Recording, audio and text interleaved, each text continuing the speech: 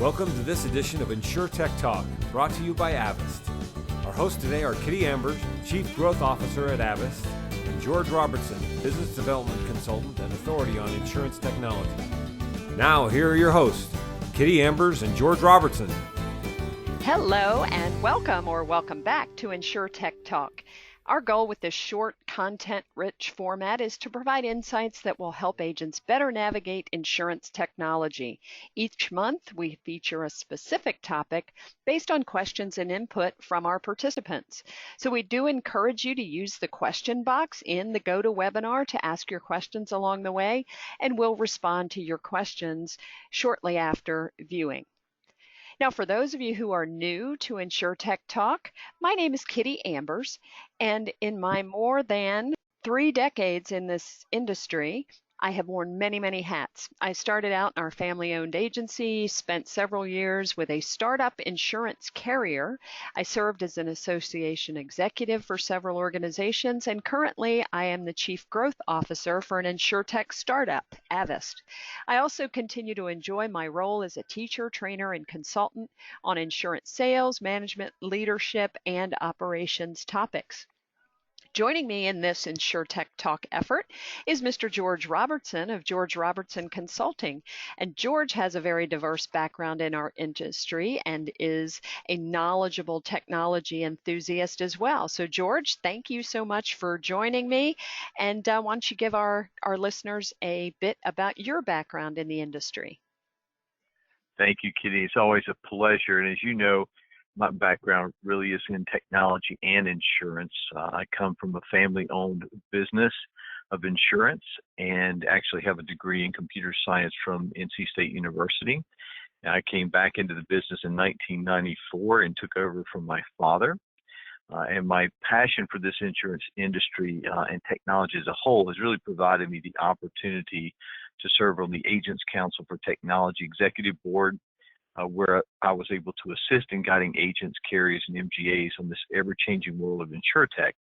And over the past 15 years, I've had the opportunity to work on several of the major insurance technology vendors, serving in different roles from sales to business development. Well, and I appreciate you joining me, and by sharing our collective experiences, we hope that our audience is assisted by the practical and actionable tips for implementing technology that can enhance that customer experience as well as increase agency profitability. Now, during our last episode of InsurTech Talk, we outlined how to successfully implement new technology.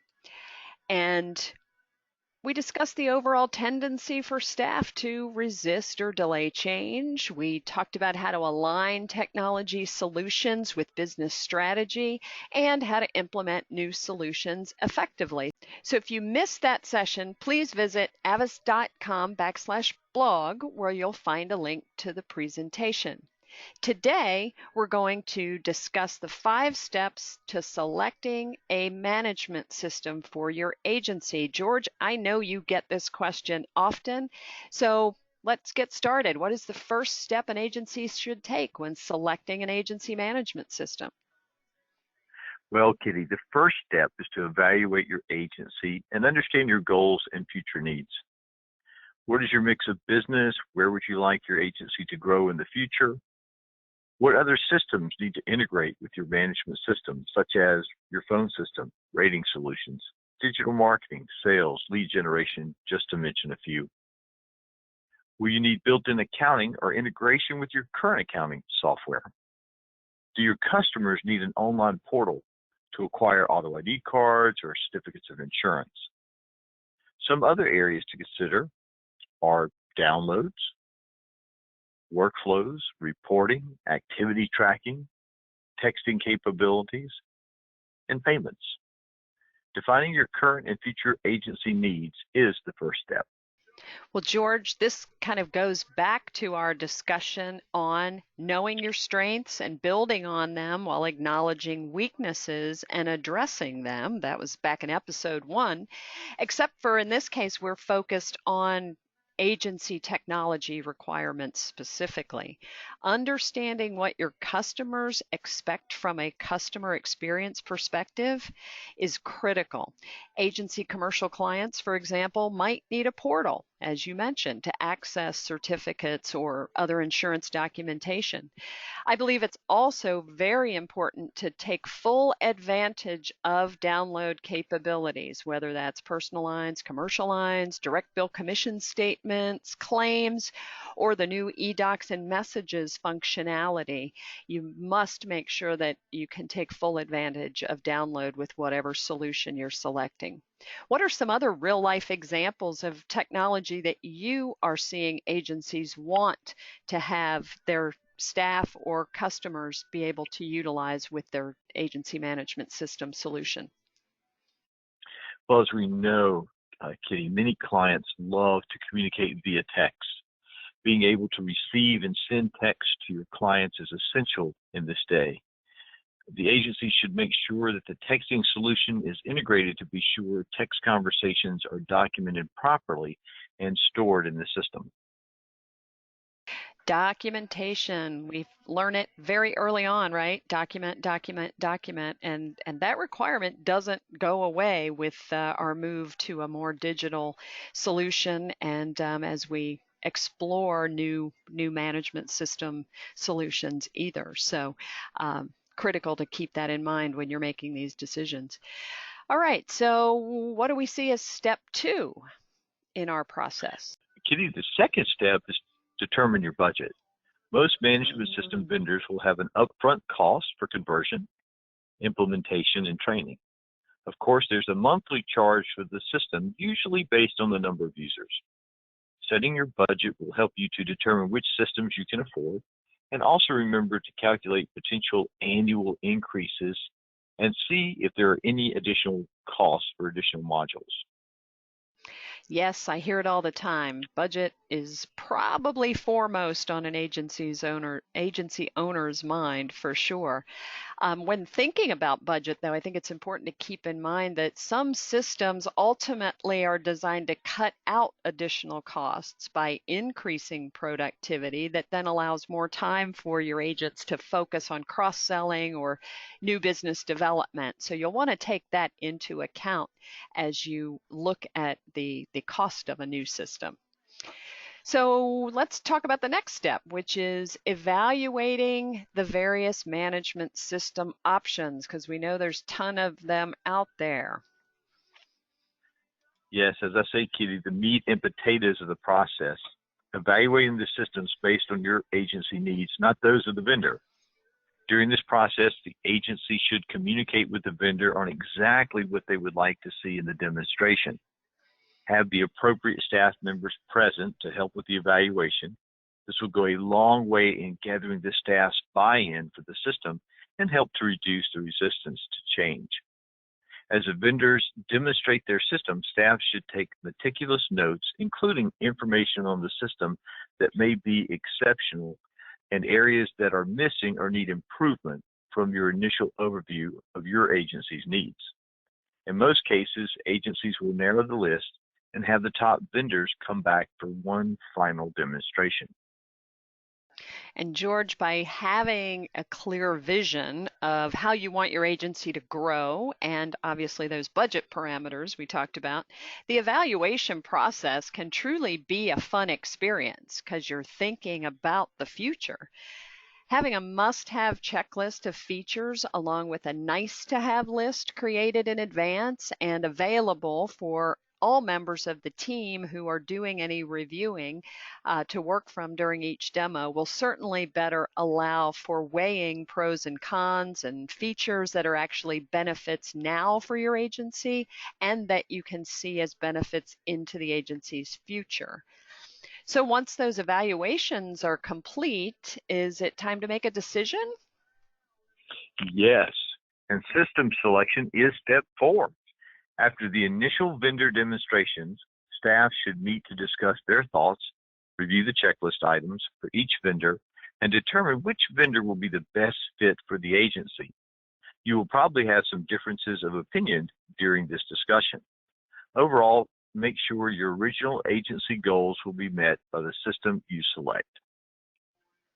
Yes, this is not a step to be rushed. It really is important to sit back and be objective, rank the systems by their overall package of features, functionality, the anticipated timeline for conversion or migration, as well as the overall costs involved. And when we talk about those overall costs, we must be sure to consider the soft costs around each solution as well. This is often missed.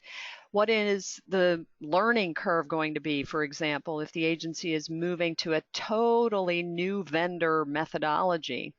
What about the anticipated time frame for optimizing efficiency using this new system? Is that 6 months or 18 months or years from now? And George, most importantly, we really need to openly discuss our differences of opinion. So how do you recommend an agency approach that scenario when like minds don't always agree? Well, Kitty, I think the first thing is to listen to everyone's needs and prioritize what's the most important for the overall good of the agency with vision and growth goals in mind.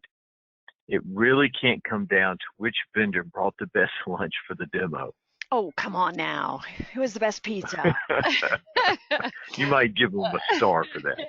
Well, that is very, very true. And I think, using that checklist tool is critical to be able to come back and kind of narrow that down, be objective, and work with priorities in mind. So those questions really then do lead us to step 5, which once we've made a selection, we've got to implement and do some training, right? Right. And implementation and training is our 5th step. Once you have selected your system, the next step is to determine the appropriate training and discuss implementation. If you are moving from an existing system, make sure you discuss what data will be converted. Also ask how many years worth of data the vendor will convert. Some agencies will keep a single user license of the current system to enable them to verify and manually convert data that is not transferred. And don't forget the training. One of the most important aspects of making sure you have a good transition is preparing the training. So prepare your staff in advance by allowing them the opportunity to take some online courses so they can get familiar with the look and feel and functionality of the new system. But we have to hold them accountable as well. So, hold them accountable for taking the specific online courses that they will need to perform their jobs with the new system. Also, be sure to communicate a timeline that is reasonable, and again, hold the staff accountable for staying on course, because as we know, time is money. On-site training during Go Live week is another excellent idea by having either a consultant who has assisted you throughout the selection process or maybe an implementation specialist from the vendor. Having them present in the office during Go Live will certainly take the pressure off of your agency staff and allow them to learn and get more comfortable with features, functionality as the new system comes into play. Yes, and training doesn't stop with Go Live. Often we get to the point of being able to do our jobs on the new system, but we forget to circle back and implement the features that accelerate our efficiency, which is probably why we bought the new system in the first place. Right. There's lots of reasons why folks look at selecting a new management system or a management system, period. So, by remaining true to that rationale that you started with is critical in getting this to become a productivity tool for your organization. So to recap the 5 steps for selecting a management system, first off, evaluate your agency and understand your goals. What do you need now? What do you need for what you're planning for in the future? Determine a budget, and that budget also needs to think in terms of upgrades and updates along the way. So it's an annual thing. It might be a big chunk in year one, but think annually about your technology investment, and also be sure you're taking into account projected gains that you'll see. You're going to evaluate different systems, you're going to select something, and then to make the most of it, have an effective implementation and training plan. So hopefully by highlighting these 5 steps, we've given today's audience a few things to think about, but I do suspect there are some questions on the minds of our listeners. So George, what are some of the things that often come up when you talk with agencies about system selection? Well, Kitty, I think one of the biggest issues for the more mature agencies is, of course, the data conversion. What will or can come over? What is it going to cost? How do we know it's right? I would recommend, as agencies are preparing for this, to get a list from the vendor telling them what data will convert. If the data can't be converted, they'll probably have to do an initial load into the system and put that data in there. And I would recommend that they keep a copy of their existing system to review data that might need to be entered in at a later time. Right. I actually worked with an agency that intentionally didn't elect to convert most of the data because over the years they realized that the quality of their data was so poor, and as they were looking ahead to move into a digital environment, they realized, hey, this data can't populate an app. It can't be used to populate a client portal. So they elected to convert just the basic client information and the policy header detail, and then relied upon their carrier's initial download to the extent possible. Didn't take care of everything, but they did, as you mentioned, keep an active license on the old system so that they could then at renewal time manually enter any accounts that companies weren't able to download, and it was an effective way. It took some time, and we planned with that in mind. It took obviously at least a year to get everything in and reviewed, but in the end they were much better off for it, and of course they went into the process with their eyes wide open. What are some other things, George, that we hear from folks about system selection? Well, I think one of the things really, Kitty, that we get into is really setting up a training schedule for your staff and really focusing in on that, because it will be a new system. And I would suggest, doing some online training courses or some videos ahead of time, making sure the training is specific to the needs of the individual staff member. So if they're in personal lines, making sure they have personal lines training. They may not need commercial lines training or accounting training. And then I would also state that on the day of go live, having someone there that can help assist staff with the day-to-day processes they have to do, because the implementation team is going to be working on making sure everything else is correct, and we don't want to take away from what they're doing during that go live week.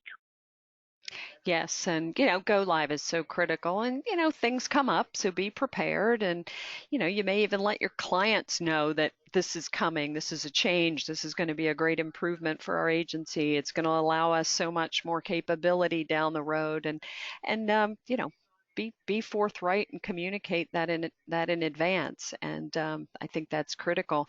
I will say, you know my propensity for user groups in the industry and what value I think they bring to the conversation. I would really encourage folks, as they are thinking about a new system, to engage with the user group, learn what they're about, because they can absolutely help cut the corners on some of the implementation challenges, and learn from the mistakes of others, right? Participate in their conferences, go to the sessions that are tips and tricks, and talk to people about, hey, how do I make this easier for my team? How do I get efficient faster? What about the integrations? Do they really work the way the vendors say they're going to? Ask those questions, because I find that user group participants are very giving of their insight and knowledge beyond what the vendor sales folks will tell you. Yeah, and I agree, Kitty. I think the user groups are very valuable, and you hear from people who are actually using this in a day-to-day environment. Right. And they know where the good, the bad, and the ugly is, right? So anything else you'd like to highlight as folks are, I think we're up to 36 or so systems across the insurance industry. So any Yeah, any other tips for there, narrowing there, that down? yeah, there are definitely a lot of systems out there, and I would just encourage people to, here again, work with a consultant to make sure they're going to look at the systems that are going to be pertinent to their agency goals and their agency needs. And just because another agency down the street picked a solution for their agency doesn't mean that that's going to be right for yours. It might be, but it may not. So just make sure you're focused on your goals. Right. And, I can't encourage folks enough to think towards the future as well when you're interviewing these vendors and seeing kind of what sort of architecture they're building on, looking toward the future. We hear a lot about APIs these days. Is the architecture at a point where it's open enough to collaborate with other solutions that you might ultimately want to deploy in your agency? So, not only think about now, but think about down the road, and budget with that in mind as well. So, well, we certainly thank you all for joining us today. We hope we've given you a few things to think about. We invite you to join us for our December episode when we're going to delve into New Year's resolutions and help folks get ready for the new year and a 2020 that is prosperous and full of growth and digital tools and implementation. So if you have topics that you would like us to address, please email me. I'm kitty@avis.com, and share your ideas with me, and George and I will put some research together and see what we can share with you. I did want to remind everyone that InsurTech is brought to you by Avist. For insurance professionals seeking to eliminate inefficient workflows, Avist technology brings together all players in the industry's ecosystem, including agents, brokers, carriers, MGAs, wholesalers, and even other technology firms. The Avist team comprises entrepreneurs, insurance experts, and technology advocates who for years have campaigned to improve the experience for both the insurance professional and the consumer. At Avist, we envision a world where confident insurance professionals deliver an enjoyable customer experience without paper or error. You can find out more by visiting avist.com. Also, a big thank you to George of George Robertson Consulting, a knowledgeable resource on insurance technology matters, and George can be reached at grobertson@georgerobertsonconsulting.com. Thank you for joining us. We'll see you next month.